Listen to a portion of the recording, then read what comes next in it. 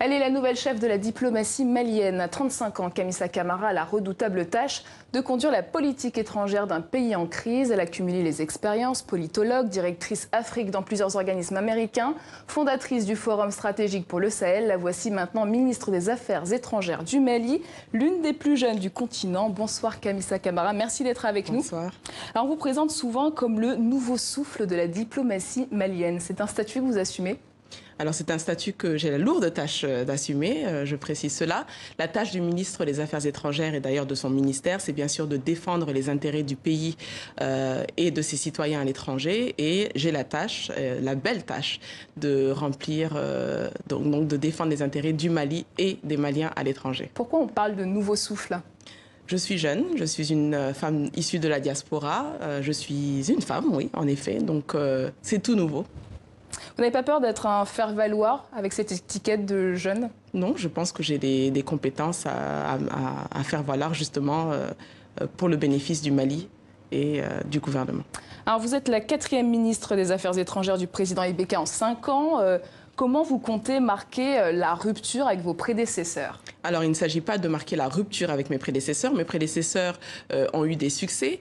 Je citerai notamment la coordination de la mise en œuvre de l'accord de paix et de réconciliation issu du processus d'Alger. Maintenant, ce dossier est confié à un autre ministère, mais le ministère des Affaires étrangères et le ministre des Affaires étrangères est toujours le porte-voix du Mali à l'étranger. Et c'est cette tâche que je compte mener.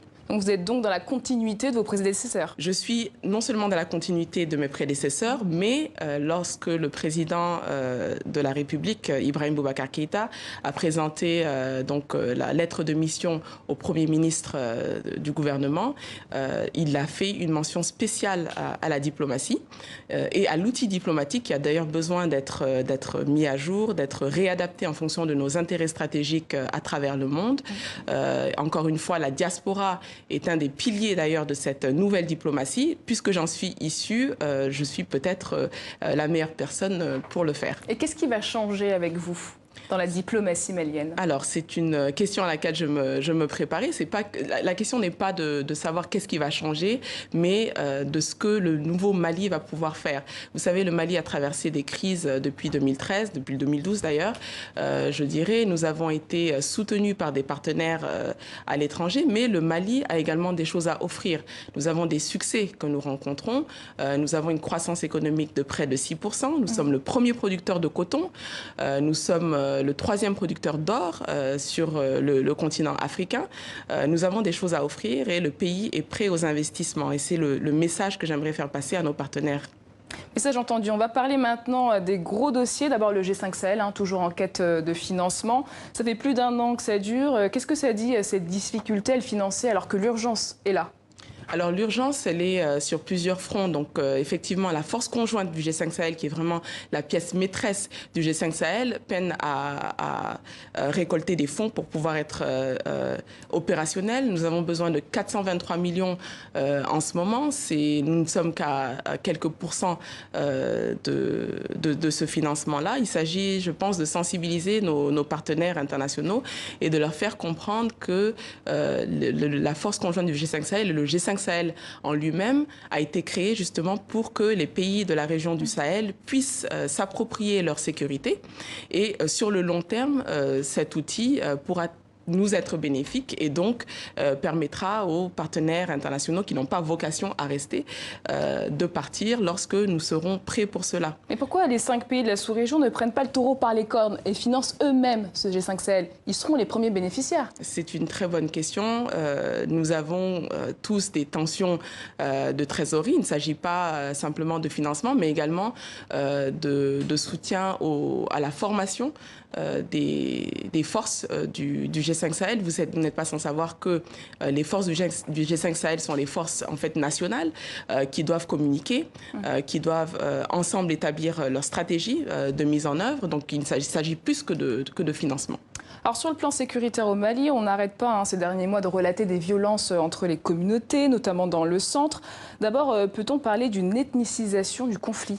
dans le centre du Mali? Alors, je dirais que l'ethnicisation, c'est peut-être la partie visible de ce conflit-là. Le Mali connaît des conflits superposés ou des défis superposés.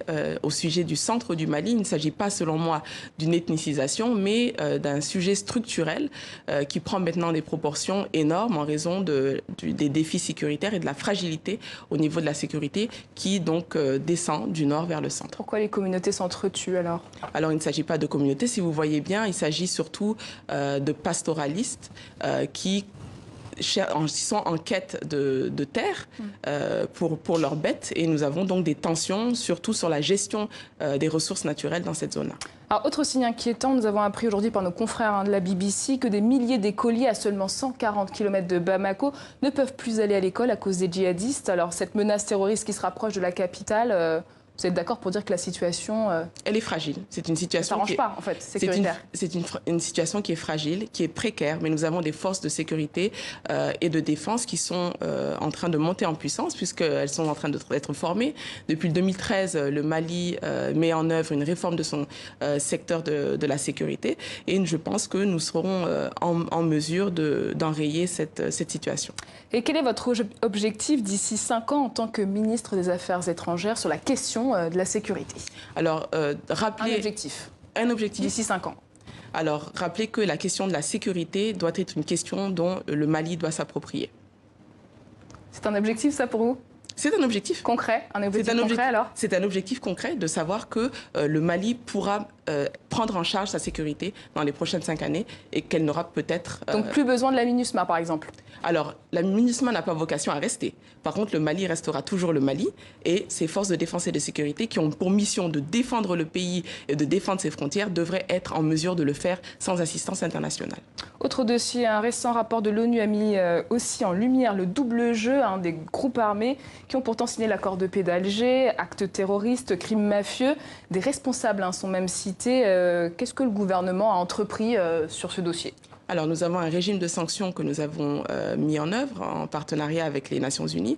Ce régime de sanctions poursuit les signataires de l'accord qui ne seraient pas de très bonne foi ou qui empêcherait la mise en œuvre de l'accord.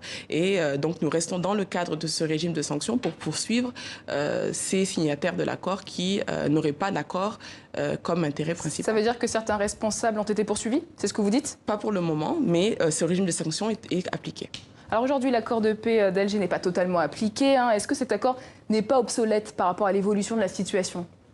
Alors, l'accord de paix et de réconciliation issu du processus d'Alger est un processus. Il ne s'agit pas d'un accord qui était censé être mis en œuvre en l'espace de quelques mois. C'est un processus. Il y a un niveau de confiance qui devait être établi entre les différentes parties signataires. De 2015 à aujourd'hui, je peux dire que quand même, nous avons évolué sur des pans importants de l'accord, notamment une confiance qui règne maintenant entre les parties signataires et le gouvernement qui parlent d'une seule et même voix.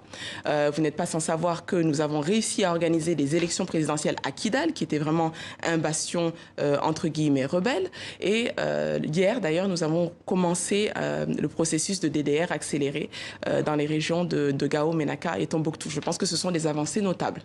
Une dernière question, rien à voir, sur la francophonie. Louise Mushikiwabo a été élue à la tête de l'OIF. Le Mali aurait soutenu la candidature de Michaël Jean. Est-ce vrai? Alors, le Mali s'aligne par solidarité aux décisions de l'Union africaine qui a décidé de soutenir la candidature de Louise Mushikiwabo. Au départ, vous souteniez Michaël Jean, non? Je n'ai jamais soutenu Michaël Jean, je parle au nom de la République du Mali qui s'aligne aux décisions de l'Union africaine. Et qu'est-ce qu'elle incarne pour vous, Louise Mushikiwabo, pour finir? C'est une Africaine, c'est une femme, elle a une carrière brillante, elle a été ministre des Affaires étrangères pendant 10 ans.